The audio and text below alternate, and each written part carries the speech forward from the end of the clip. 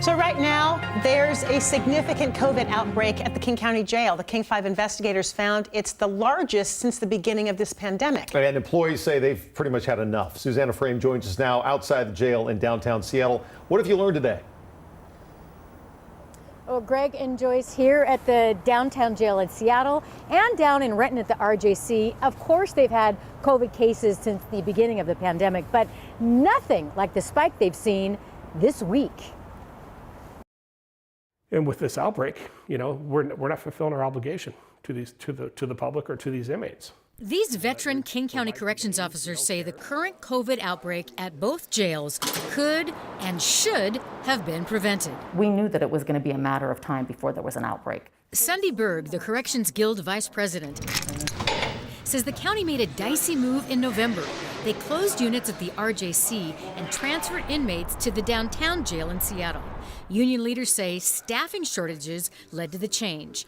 And once at the Seattle jail, the inmates no longer had single cells. Instead, they were housed in dorm-style bunk rooms with no social distancing. And we think that by doing that, they brought on this COVID crisis. Do you think it was irresponsible on the side of, the top managers of the jail? Absolutely. Absolutely, because I think it was done to basically to address the lack of staffing in the facilities. It wasn't done, obviously, for anybody's safety or well-being. As of today, the Officers Guild tells us approximately 60 inmates and 24 staff members have tested positive for COVID or have symptoms in just the last week.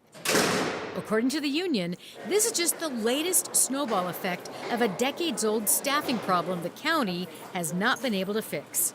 Public records show many officers are routinely forced to work mandatory overtime to fill gaps. Gaps these officers say put them in harm's way of problems such as sleep deprivation, burnout, and COVID. And then just the mere exhaustion and I think the fear, that, hey, am I going to get it today? Am I going to take this home to my family? Are we in front of the bus every day? Potential to get ran over every day. Just in the last 15 minutes, I heard from King County Corrections. They told me that the numbers today are actually worse than we first thought, and that 69 inmates have tested positive, and that approximately 40 employees are out on COVID leave, which makes about 110 people affected. The county also told me that when they moved those inmates from the RJC here to downtown Seattle in November and early December, about 200 of them, that their COVID cases were in the single digits. So they thought it was an appropriate way to cut down on mandatory overtime at that time. Obviously, they say they're doing the best they can, and this is a tough thing to juggle during COVID. I'm Susanna Frame reporting live in Seattle.